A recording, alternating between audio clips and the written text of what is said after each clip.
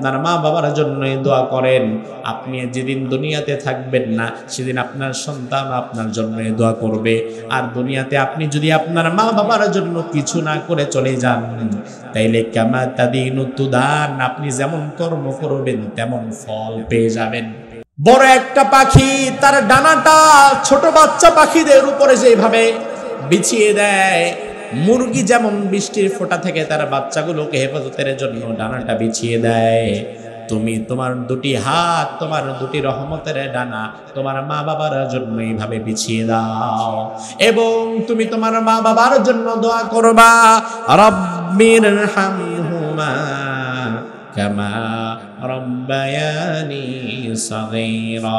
আয় আল্লাহ, আমার মা বাবা ছোট্ট অবস্থায় আমার যেইভাবে লালন পালন করেছে, তুমিও আমার মা বাবাকে ওই রহমতের প্রতিদান তাদের জীবনে ফিরিয়ে দাও। সুবহানাল্লাহ।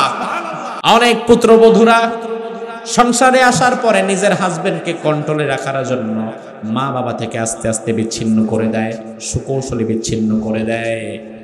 ও ভাই, একটা বিষয় ভালো করে মনে রাখবেন, আজকে আপনি ছেলে, কালকে আপনি কিন্তু হবেন বাবা। আজকে তুমি মেয়ে, কাল তুমি হবে মা। আজকে তুমি পুত্রবধূ, কাল তুমি হবে কিন্তু শাশুড়ি।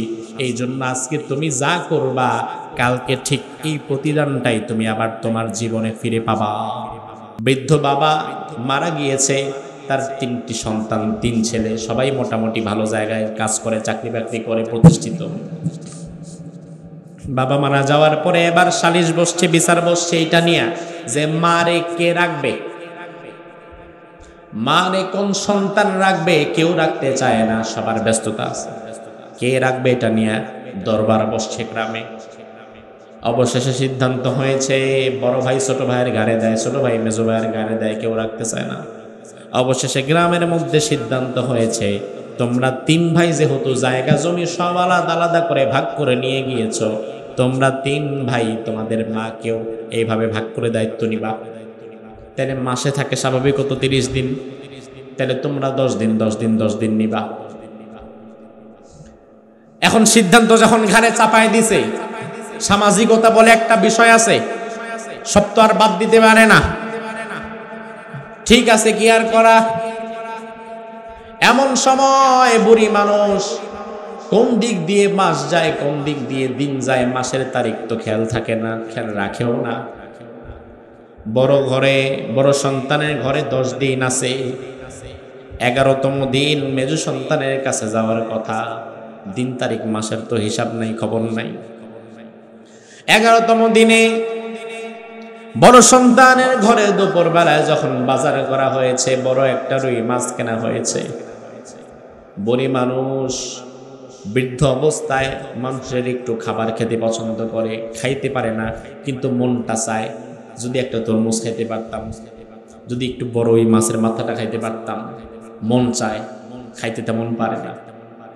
তখন সন্তান অনেক কিছু শখ করে বলে যে বাবা এটা একটু আইনো, কিন্তু ওই মা ওই সংসারে একটা বলার মতো জায়গাও তার নাই।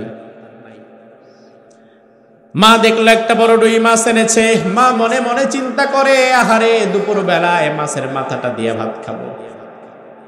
এখন দুপুর বেলায় ওই পাশে স্ত্রী, পুত্রবধূ, তার পুত্র এবং নাতি নাতনিরা সবাই মিলে খায়, মায়ের ডাক পড়ে না। 2টা, 2:30, 3টা বেজে যায়, সবার খাওয়া দাওয়া শেষ। পাশের ঘরে বসে টিভি দেখতেছে, আর এই ঘরে যে মা বসে আছে, মায়ের খবর নাই। বিকেল বেলায় স্ত্রী এসে বলে, বড় সন্তানের ঘরের বউ এসে এবার মারে বলে, মা আপনি এখন এখানে বসে আছেন কেন? আজকে তো 11তম দিন, আপনার তো মেজো ভাইয়ের ঘরে যাওয়ার কথা। আমার ভাইয়ের, আমি অবাক হয়ে গেলাম। এই ঘটনা যখন আরো 5 বছর আগে শুনেছিলাম, চোখের পানি ধরে রাখতে পারি না। আহারে অভাগিনী মা, স্বামী মারা যাওয়ার পরে সন্তানদের কাছে মা কেমন যেন বোঝা হয়ে গেছে। আমি আপনাকে বলবো ভাই, এই ঘটনা আমাদের আশেপাশে ঘটা অস্বাভাবিক না। সন্তান 2-3 জন থাকলে কে মার দায়িত্ব নিবে, ভাগাভাগি শুরু হয়ে যায়, কেউ নিতে চায় না। তুমি নাও না, আমি পারবো না, আমার ব্যস্ততা বেশি, তুই দেখ মারে, আমার টাকা পয়সা নাই, ব্যবসা মন্দা, তুই দেখ, তুই দে। একজন আর একজনের ঘাড়ে চাপায় দেয়।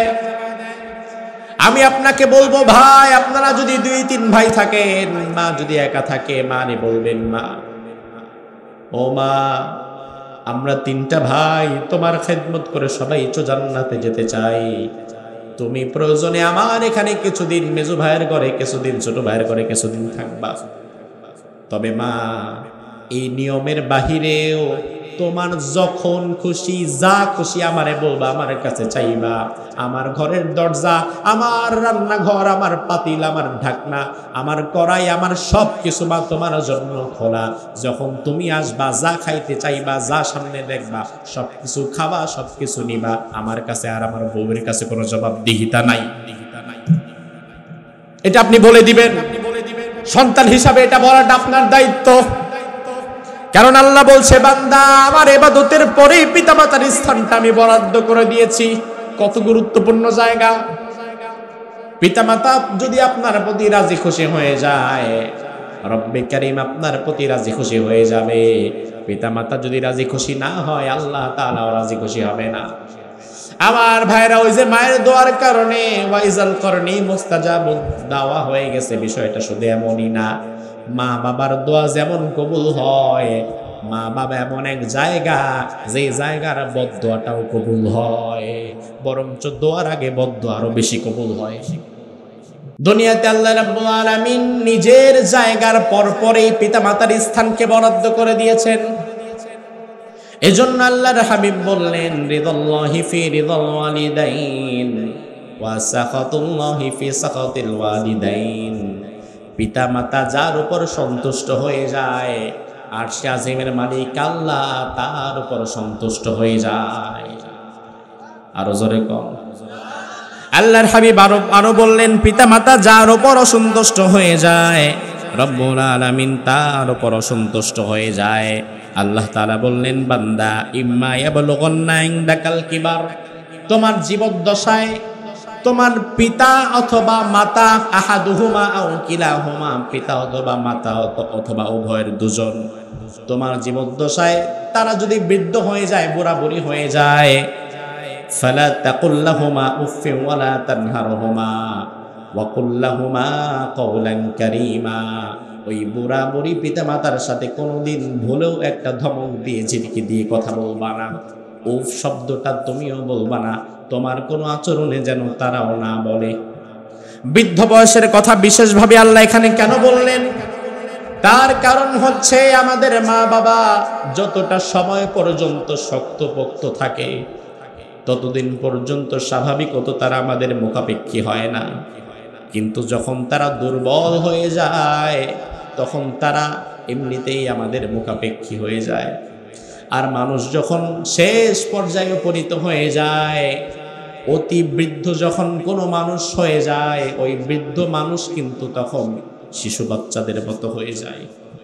শিশু বাচ্চা যেমন বিছানায় পেশাব করে, পায়খানা করে দেয় অনিচ্ছাকৃতভাবে, ওই বুড়ো মা, বুড়ো বাবা অনিচ্ছা সত্ত্বে বিছানার মধ্যে পেশাব পায়খানা করে দেয়। শিশু বাচ্চা যেমন একটা কথা 10 বার জিজ্ঞেস করে, আপনার মা বাবা যদি অতিমাত্রায় বয়োবৃদ্ধ হয়ে যায়, শেষ বয়সে একই বিষয়ে আপনারে 10 বার এইভাবে জিজ্ঞেস করবে। সকালবেলা আপনারা ডাক দিয়ে বলবে, বাবা গ্যাস্ট্রিকের ব্যথাটা বাড়ছে, ওষুধ নিয়ে এসো। আপনি দুপুরবেলা ওষুধ আনছেন, বাবা ওষুধ খাইছে। বিকালবেলা আবার বলবে, বাবা গ্যাস্ট্রিকের একটু ব্যথা বাড়ছে, ওষুধ নিয়ে এসো। অথচ বাবা যে দুপুরবেলা ওষুধ খাইছে, বাবার মনেই নাই। আপনি বলবেন, বাবা ওষুধ আনছিলাম, আপনারা তো খাওয়াইলাম, আপনি ভুলে গেছেন। বাবা বলবে, ও আচ্ছা ঠিক আছে, আমি তো মনে নাই। রাত্রেবেলা দেখবেন ঘুমের সময় আবার বলবে, বাবা গ্যাস্ট্রিকের তো একটু ব্যথা হচ্ছিল, ওষুধ আনতে বলছিলাম, আনছো নাকি? আপনি বললেন, আরে বাবা ওষুধ তো আনছি, আপনারে খাওয়াইছি, এক কথা বারবার বারবার করেন কেন? আপনি একটু রেগে যাবেন। আপনার কি আর কাজ নাই? সারাদিন এক কথা বলেন, ওষুধ না আমি আনলাম দুপুরে, আপনি তো খাইছেন। আপনার বাবারে তখন আপনি একটা লজ্জা দিয়ে দিলেন। ভাই অথচ এই বাবা ছোট্টবেলায় যখন আপনারে কোলে নিয়ে বাজারে যাচ্ছিল, আপনি বলছিলেন বাবা এটা কি? বাবা বলল এটা লাঠি। আপনি আবার বললেন বাবা এটা কি? বাবা আবারও বলল বাবা লাঠি। আপনি আবারও বললেন বাবা এটা কি? আবারও বাবা আপনারে বলল বাবার এটা লাঠি। একই প্রশ্ন আপনি যদি 10 বার করেন, বাবা আপনার একটা থাপ্পড় দেয় না, লাথি দেয় না, ধমক দেয় না, বরং 10 বার করার পরেও আপনার কপালে চুমু দিয়ে বাবা বলে বাবারে এটা তো একটা লাঠি। আল্লাহ বলে বান্দা, তোমার মা বাবা ছোট্টবেলায় তোমারে যেমন সহ্য করেছে, তোমার কথাগুলা যেমন সহ্য করেছে, তোমার পেশাব পায়খানা যেমন তোমার মা বাবা সহ্য করেছে, তোমার জীবদ্দশায় তারা যদি বৃদ্ধ বৃদ্ধা হয়ে যায়, তুমিও তাদের আচরণটাও সহ্য করে নিও। বর্তমান যত সময় যাচ্ছে, পিতামাতার খেদমত সমাজ থেকে তত উঠে যাচ্ছে। সন্তান এখন আর পিতামাতার খেদমত করতে চায় না, এটাকে সৌভাগ্যের কারণ মনে করে না, বরং সন্তান এখন অপেক্ষায় থাকে কোন দিন বুইরা বুড়ি মরবো আর আমি জায়গা জমিগুলো আলাদা করে নিব। এমন আছে না নাই? কথায় কথায় বলে ফেলে না মরার আগে সম্ভব না, আর মরেও না। কত সন্তান তার পিতামাতার মৃত্যু কামনা করে। আমার ভাই আল্লাহর হাবিব সাল্লাল্লাহু আলাইহি ওয়াসাল্লাম বলেন, নিমতু ফারাআইতুনি ফিল জান্নাহ, আমি একদিন রাত্রে ঘুমালাম, আমি স্বপ্নে দেখলাম আমি জান্নাতের মধ্যে হাঁটছি। সুবহানাল্লাহ। রাসূল বললেন আমি স্বপ্নে দেখলাম আমি জান্নাতের মধ্যে হাঁটছি। ফাসামি'তু সাওতা কারি ইয়াকরাউল কুরআন, একজন কারি সাহেব কোরআন তেলাওয়াত করছে, আমি তার আওয়াজ শুনতে পাচ্ছি। আমি জিবরাইলকে বললাম, জিবরাইল জান্নাতের মধ্যে কার কোরআনের আওয়াজ আমি শুনতে পাচ্ছি? জিবরিল আমিন আমারে বলল, ইয়া রাসূলুল্লাহ হাদা হারিসা ইবনে নুমান, আপনার প্রিয় সাহাবী হারিসা ইবনে নুমান জান্নাতের মধ্যে কোরআন তেলাওয়াত করছে। আল্লাহর হাবিব বলেন, আমি আবার দুনিয়াতে যখন আমার ঘুম ভাঙলো, ফজরের নামাজের পরে আমি হারিসা ইবনে নুমানকে ডেকে বললাম, হারিসা জান্নাতের মধ্যে আমি তোমার আওয়াজ শুনেছি, তোমার কোরআন তেলাওয়াত আমি শুনেছি, কি এমন আমল করো যে আমার জান্নাতে আল্লাহ তোমার কোরআনের আওয়াজ পাঠিয়ে দিয়েছে? হারিসা ইবনে নুমান বলে, ইয়া রাসূলুল্লাহ তেমন কোনো আমল আমি করতে পারি না, আমি আমার বুড়ো মা বাবার খেদমত করি। আল্লাহর হাবিব বললেন, ও হারিসা এই আমলের কারণে আল্লাহ তাআলা আমি নবীর জান্নাতে তোমার কোরআনের আওয়াজ পৌঁছে দিয়েছে। আল্লাহু আকবার। আমার ভাইরা আল্লাহর হাবিব সাল্লাল্লাহু আলাইহি ওয়াসাল্লাম তিনি যখন ছিলেন, সাহাবায়ে কেরামকে তিনি একজন ব্যক্তির কথা বলে গিয়েছেন। ওই ব্যক্তির নাম হচ্ছে ওয়াইজ আল করনি, যদিও বাংলাদেশে বলা হয় ওয়াইজ কুরুনি, এটা ভুল।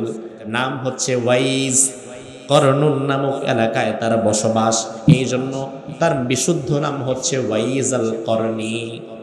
ওয়াইজ আল করনি রাসূলুল্লাহকে জীবদ্দশায় দেখে নাই, সাহাবী হতে পারে নাই, দূর থেকে ঈমান এনেছে, কিন্তু তার বুড়ি মা, তার খেদমত করা দরকার।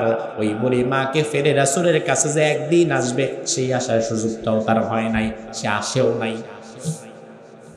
আল্লাহর হাবিব একদিন ওমরকে বললেন, ওমর তোমার সাথে যদি কোনোদিন ওয়াইজ আল করনি নামক কোনো ব্যক্তির সাক্ষাৎ হয়, তুমি মেহেরবানি করে তার কাছে নিজের জন্য দোয়া চেয়ে নিবা। সুবহানাল্লাহ। ওমর বিখ্যাত সাহাবী, আবু বকরের পরেই তার স্থান, অথচ ওয়াইজ আল করনি সাহাবীও হতে পারে নাই। ওমর অবাক হয়ে বললেন, ইয়া রাসূলুল্লাহ ওয়াইজ আল করনি তো চিনলামও না, কোথাকার কে? আল্লাহর হাবিব বললেন, ওমর ওয়াইজ আল করনি দূর থেকে ঈমান এনেছে, তবে মায়ের খেদমত করার কারণে আমার কাছে আসতে পারে নাই, আমার সাক্ষাৎ পায় নাই, সাহাবী হতে পারে নাই। তবে ওই ব্যক্তি মায়ের খেদমত এমন ভাবে করেছে, তার মা হাত তুলে আল্লাহরে বলেছে, আল্লাহ আমার কলিজার টুকরা সন্তানটাকে এই জামানার মুস্তাজাবুদ দাওয়া হিসাবে তুমি কবুল করে নিও।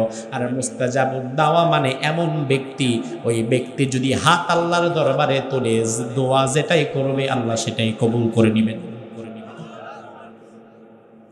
ওমরে ফারুক তো মুস্তাজাবুদ দাওয়া না, কিন্তু ওয়াইজাল কারনি মুস্তাজাবুদ দাওয়া, যেই দোয়া করবে আল্লাহ সেটাই গ্রহণ করবে। ওমরের পর থেকে সারা জীবন ওয়াইজাল কারনির সন্ধান করত। ওমরে ফারুক যখন খলিফাতুল মুসলিমিন হলেন, মদিনার যেই গেটগুলো দিয়ে বিদেশি মেহমানরা মদিনায় প্রবেশ করে, ফজরের নামাজ পড়ে সেই গেটের কাছে চলে যেতেন। নতুন কোন আগন্তুককে দেখলে বলতেন, আনতা ওয়াইজাল করনি, তোমার নাম কি ওয়াইজাল করনি নাকি? বলতো না, আমরা ওয়াইজাল করনি না।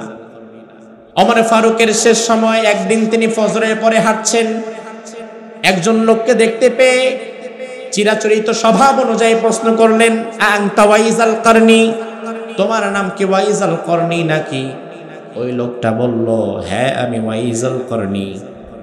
এবার ওমরে ফারুক সাথে সাথে তার বুকের সাথে ওমরে ফারুক জড়িয়ে ধরলেন, ধরে বললেন, ভাই আপনি আল্লাহর দরবারে দোয়া করেন, আল্লাহ রাব্বুল আলামিন যেন আমি ওমরের কাছ থেকে কোনো হিসাব না নেয়, বিনা হিসাবে আল্লাহ তাআলা যেন আমারে মাফ করে দেয়। আরো জোরে কর। আমার দেশের কোনো ক্ষমতাবান, ওমর কিন্তু তখন প্রেসিডেন্ট, সে দোয়া চাইতে পারতো, আপনি দোয়া করেন আল্লাহ যেন সারা জীবন আমার ক্ষমতা রেখে দেয়। আমার দেশের কোনো প্রেসিডেন্ট ওয়াইজাল করনিরে পাইলে এটাই করতে, দোয়া করেন সারা জীবন আমি আর আমার দলই যেন ক্ষমতায় থাকি। ওমর বললেন, আপনি দোয়া করেন আল্লাহ তাআলা যেন আমার জীবনের গুনাহগুলো মাফ করে দেয়। ওমরের মতো মানুষ এই দোয়া চাচ্ছে। ওমর বললেন, ভাই আমি শুনেছি আপনি নাকি মুস্তাজাবুদ দাওয়া, যা বলেন আল্লাহ তাই কবুল করে, তার কারণ কি? ওয়াইজাল করনি বললেন, আসলে তার তেমন কোনো কারণ নাই, আমি আমার মায়ের খেদমত খুব বেশি করতাম, আমার মা আমার জন্য দোয়া করেছে, আমার মায়ের দোয়ার কারণে আমি আজকে মুস্তাজাবুদ দাওয়া হয়েছি। আর আজ সেই মা সেই বাবাকে আমরা বোঝা মনে করি। বিয়ের আগ পর্যন্ত অনেক সন্তান মা বাবার প্রতি যতটা শ্রদ্ধাশীল থাকে, স্নেহপূর্ণ আচরণ দেখায়, বিয়ের পর হঠাৎ করে সেই আচরণ 180 ডিগ্রি অ্যাঙ্গেলে উল্টে যায়। সন্তান চাকরি করে ঢাকায়, মা বাবা আছে চাঁপাইনবাবগঞ্জে, বেতন পায় ঢাকায় 15,000 20,000।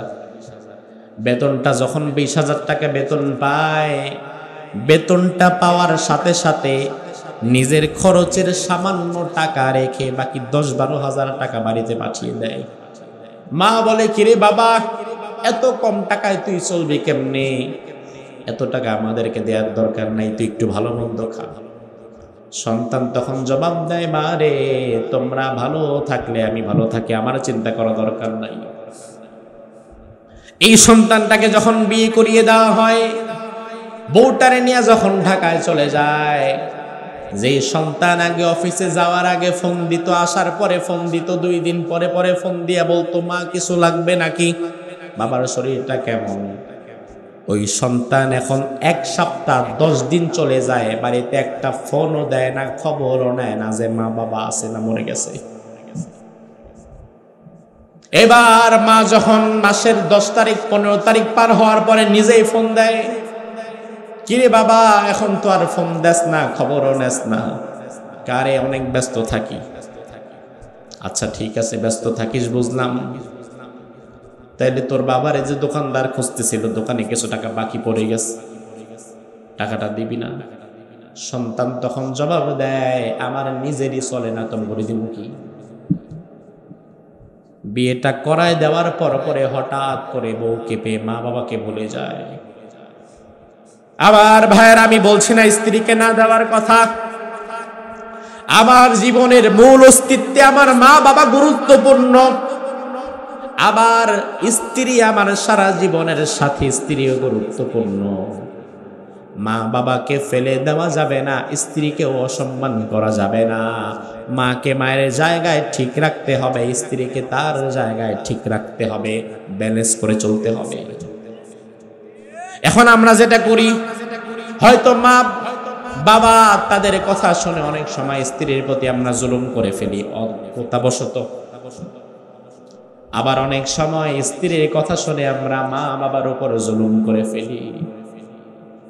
আমার ভাইয়েরা দেখেন, ইব্রাহিম আলাইহিস সালামের সন্তান ইসমাঈল বিয়ে করলেন। ইব্রাহিম নবী অনেক দূরে। ইসমাঈল বিয়ে করার পরে চিঠি লিখলেন, বাবা আমি বিয়ে করেছি, আপনি একটু আসেন দোয়া করে দেন আমাদের। ইব্রাহিম আলাইহিস সালাম চিঠি পাওয়ার পরে একদিন চিন্তা করলেন, যাই দেখে আসি ছেলের সংসারটা কেমন চলছে। ইব্রাহিম আলাইহিস সালাম অনেক দূরের পথ পাড়ি দিয়ে কয়েকদিন সফর করে ইব্রাহিমের ঘরে আসলেন। ঘটনাক্রমে ওই মুহূর্তে ইব্রাহিম আলাইহিস সালাম বাড়িতে ছিল না, ইসমাঈল আলাইহিস সালাম বাড়িতে ছিলেন না, ছিলেন তার স্ত্রী। স্ত্রী আবার ইব্রাহিম নবীরে চেনে না। ইব্রাহিম আলাইহিস সালাম বাহির থেকে দরজায় নক করলেন। ভেতর থেকে কর্কশ কণ্ঠে আওয়াজ আসলো, কে?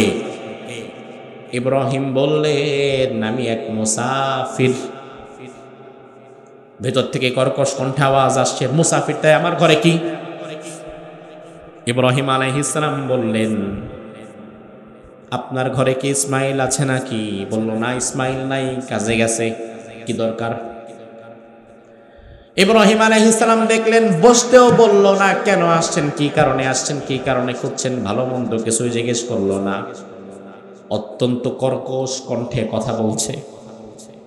অবশেষে ইব্রাহিম আলাইহিস সালাম বললেন, ঠিক আছে মা, কোনো কাজ নাই, কোনো দরকার নাই, আমি চলে যাচ্ছি। তবে ইসমাঈল যখন ঘরে ফিরে আসবে, ইসমাঈলকে তুমি বলবা একজন মুরব্বী এসেছিল, যাওয়ার সময় বলে গিয়েছে আমাদের ঘরের চৌকাঠটা যেন পাল্টে ফেলি, চৌকাঠে ঘুম ধরে গিয়েছে। ওই মহিলা ভেতর থেকে আওয়াজ দিল, না আমার ঘরে চৌকাঠ ঠিকই আছে। ইব্রাহিম আলাইহিস সালাম বললেন, মা তোমার সাথে আমি এই বিষয়ে কথা বলতে চাচ্ছি না, ইসমাঈল ঘরে আসলে তুমি তাকে বলে দিবা, তোমার স্বামী বুঝবে। কারণ ইব্রাহিম নবী, তার ছেলে ইসমাঈলও নবী না। আর একজন নবীর কথা আরেকজন নবী ভালো বুঝে যে কি বোঝাতে চাচ্ছে। ইসমাঈল আলাইহিস সালাম ঘরে আসলেন সন্ধ্যার দিকে। স্ত্রী খাবারের সময় বলল, হঠাৎ করে দুপুর বেলায় এক মুরব্বী আসছিল। ইসমাঈল বলল, মুরব্বী আবার কে? কয় আমি চিনি না। বলল, দূর থেকে নাকি আসছে? ওই মুরব্বী তোমার কথা জিজ্ঞেস করলো, আমার কথা জিজ্ঞেস করলো, আমাদের কিছু খোঁজ খবর নিল, এরপরে যাওয়ার সময় বলে গেল আমরা যেন আমাদের ঘরের চৌকাঠ পাল্টে ফেলি। এই কথা শুনে ইসমাঈলের টনক নড়ে গেল। এই সূক্ষ্ম কথা যে বলতে পারে সে সাধারণ কোনো মানুষ না, সে নিশ্চয়ই জামানার পয়গাম্বার, আমার শ্রদ্ধেয় বাবা ইব্রাহিম খলিলুল্লাহ। সুবহানাল্লাহ। সাথে সাথে ইসমাঈল বলল, ও ভাগিনী, তোর কপাল পুড়ে গিয়েছে। আজ দুপুর বেলায় আমার ঘরে যে এসেছিল সে বাহিরের কোনো মানুষ না, সে আমার কলিজার টুকরো বাবা এবং এই জামানার সর্বশ্রেষ্ঠ পয়গাম্বার ইব্রাহিম খলিল।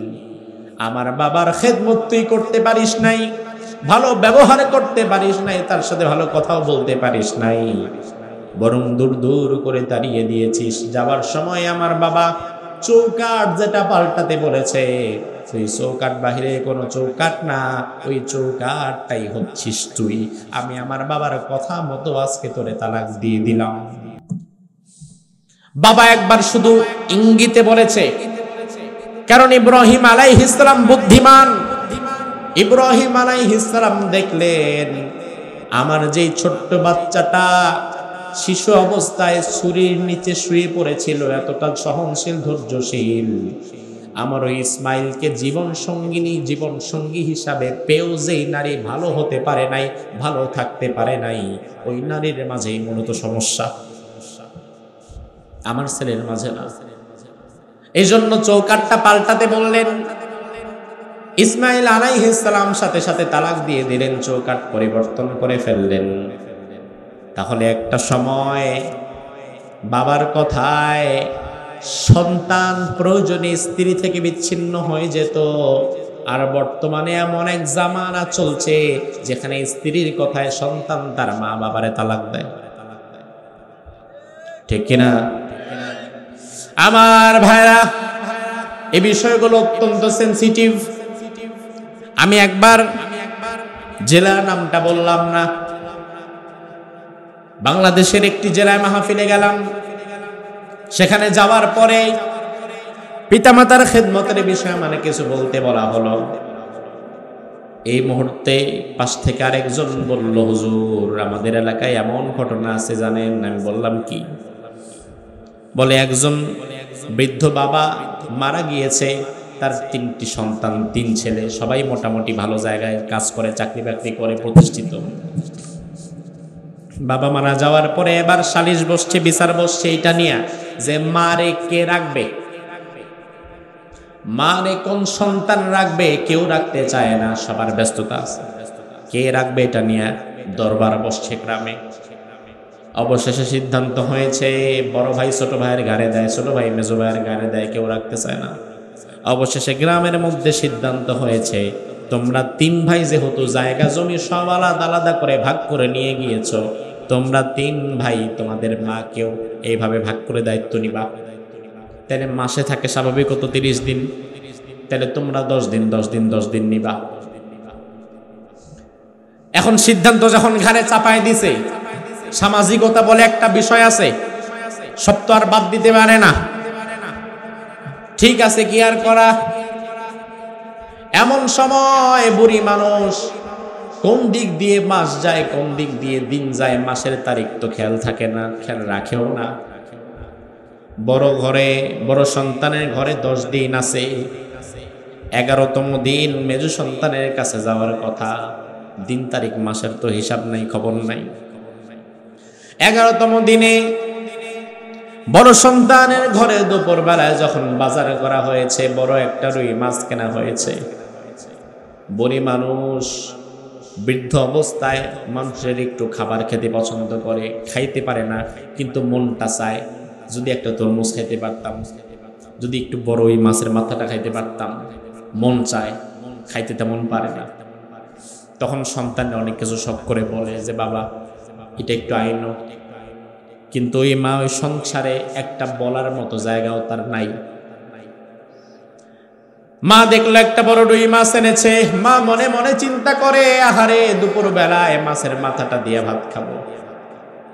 এখন দুপুর বেলায় ওই পাশে স্ত্রী, পুত্রবধূ, তার পুত্র এবং নাতি নাতনিরা সবাই মিলে খায়, মায়ের ডাক পড়ে না। 2টা, 2:30, 3টা বেজে যায়, সবার খাওয়া দাওয়া শেষ। পাশের ঘরে বসে টিভি দেখতেছে, আর এই ঘরে যে মা বসে আছে, মায়ের খবর নাই। বিকেল বেলায় স্ত্রী এসে বলে, বড় সন্তানের ঘরের বউ এসে এবার মারে বলে, মা আপনি এখন এখানে বসে আছেন কেন? আজকে তো 11তম দিন, আপনার তো মেজু ভাইয়ের ঘরে যাওয়ার কথা। আমার ভাইয়ের, আমি অবাক হয়ে গেলাম। এই ঘটনা যখন আরো 5 বছর আগে শুনেছিলাম, চোখের পানি ধরে রাখতে পারি না। আহারে অভাগিনী মা, স্বামী মারা যাওয়ার পরে সন্তানদের কাছে মা কেমন যেন বোঝা হয়ে গেছে। আমি আপনাকে বলবো ভাই, এই ঘটনা আমাদের আশেপাশে ঘটা অস্বাভাবিক না। সন্তান 2-3 জন থাকলে কে মার দায়িত্ব নিবে, ভাগাভাগি শুরু হয়ে যায়, কেউ নিতে চায় না। তুমি নাও না, আমি পারবো না, আমার ব্যস্ততা বেশি, তুই দেখ মারে, আমার টাকা পয়সা নাই, ব্যবসা মন্দা, তুই দেখ, তুই দে। একজন আর একজনের ঘাড়ে চাপায় দেয়। আমি আপনাকে বলবো ভাই, আপনারা যদি 2-3 ভাই থাকেন, মা যদি একা থাকে, মা নে বলবেন, মা ও মা, আমরা 3টা ভাই তোমার খেদমত করে সবাই তো জান্নাতে যেতে চাই। তুমি প্রয়োজনে আমার এখানে কিছুদিন, মেজু ভাইয়ের ঘরে কিছুদিন, ছোট ভাইয়ের ঘরে কিছুদিন থাকবা। তবে মা, এই নিয়মের বাহিরেও তোমার যখন খুশি, যা খুশি আমারে বলবা, আমার কাছে চাইবা। আমার ঘরের দরজা, আমার রান্নাঘর, আমার পাতিল, আমার ঢাকনা, আমার কড়াই, আমার সব কিছু মা তোমার জন্য খোলা। যখন তুমি আসবা, যা খাইতে চাইবা, যা সামনে দেখবা, সব কিছু খাবা, সব কিছু নিবা। আমার কাছে আর আমার বউয়ের কাছে কোনো জবাবদিহিতা নাই। এটা আপনি বলে দিবেন। সন্তান হিসাবে এটা বলাটা আপনার দায়িত্ব। কারণ আল্লাহ বলছে, বান্দা আমার ইবাদতের পরেই পিতামাতার স্থানটা আমি বরাদ্দ করে দিয়েছি। কত গুরুত্বপূর্ণ জায়গা। পিতামাতা যদি আপনার প্রতি রাজি খুশি হয়ে যায়, রব্বে কারীম আপনার প্রতি রাজি খুশি হয়ে যাবে। পিতামাতা যদি রাজি খুশি না হয়, আল্লাহ তাআলাও রাজি খুশি হবে না। আমার ভাইরা, ওই যে মায়ের দোয়ার কারণে ওয়াইজাল করনি মুস্তাজাবুদ দাওয়া হয়ে গেছে, বিষয়টা শুধু এমনই না। মা বাবার দোয়া যেমন কবুল হয়, মা বাবা এমন এক জায়গা, যে জায়গার বদদোয়াটাও কবুল হয়, বরঞ্চ দোয়ার আগে বদদোয়া আরো বেশি কবুল হয়। আল্লাহর হাবিব সাল্লাল্লাহু আলাইহি ওয়াসাল্লামের সাহাবী, মুসনাদে আহমদের মধ্যে হাদিস এসেছে, আলকামা, কি নাম? জোরে কর। আর কয়েকটা মিনিট, কষ্ট হচ্ছে? শেষ করে দিব, আর কয়েকটা মিনিট বসতে পারবেন না? আমার ভাইরা, আলকামা রাদিয়াল্লাহু আনহু রাসূলুল্লাহর সাহাবী ইন্তেকাল করলেন। ইন্তেকালের আগ মুহূর্তের ঘটনা আপনাদের বলি, দেখেন।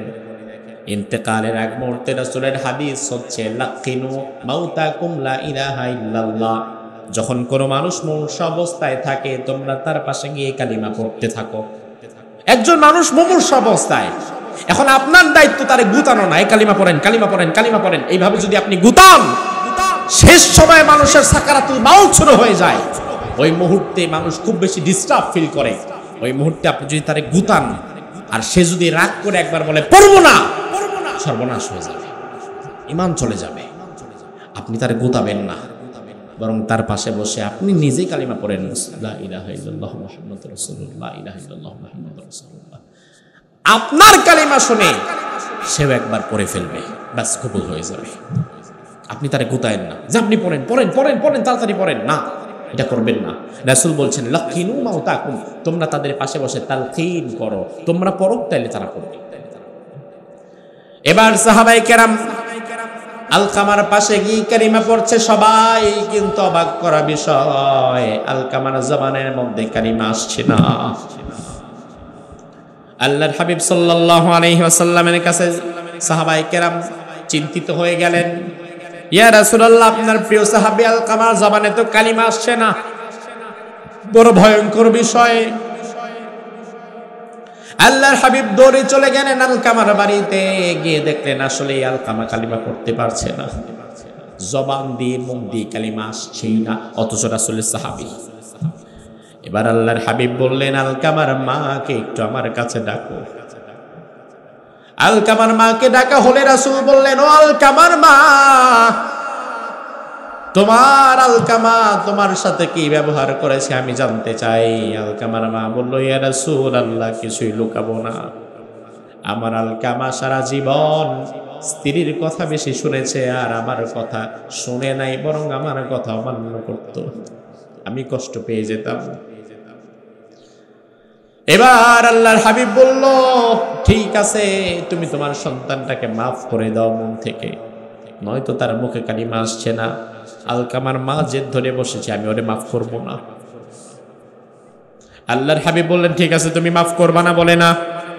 সাহাবায়ে কেরামকে রাসূল বললেন, ও সাহাবীরা, কাঠ জোগাড় করে আনো, কাঠ জোগাড় করে আনো। সাহাবায়ে কেরাম কাঠ জোগাড় করে আনলেন।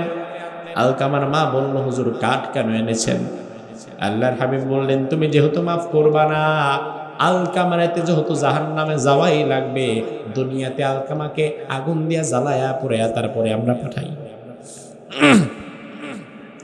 এবার আলকামার মা বলল, ইয়া রাসূলুল্লাহ, আমার কলিজার টুকরোটা আমার সামনে আগুনের মধ্যে পড়বে, এই দৃশ্য আমি সহ্য করতে পারবো না। রাসূল বলে, এই দৃশ্য যদি দুনিয়াতে তুমি সহ্য করতে না পারো, তাহলে কিয়ামতের ময়দানে সহ্য করবা কেমনে? মাফ করে দাও। এবার আলকামার মা বলে, ইয়া রাসূলুল্লাহ, আমার প্রিয় কলিজার টুকরাকে সারা জীবনের কষ্ট ভুলে আমি এখন মাফ করে দিলাম। এ কথা বলতে না বলতেই আলকামার জবান থেকে বের হয়ে গেল, লা ইলাহা ইল্লাল্লাহু মুহাম্মাদুর রাসূলুল্লাহ সাল্লাল্লাহু। এরপরে আল্লাহ রাব্বুল আলামিন সর্বশেষ বললেন, ওয়াগফির লাহুমা জানাহাদ-দুল্লি মিনার রাহমাহ।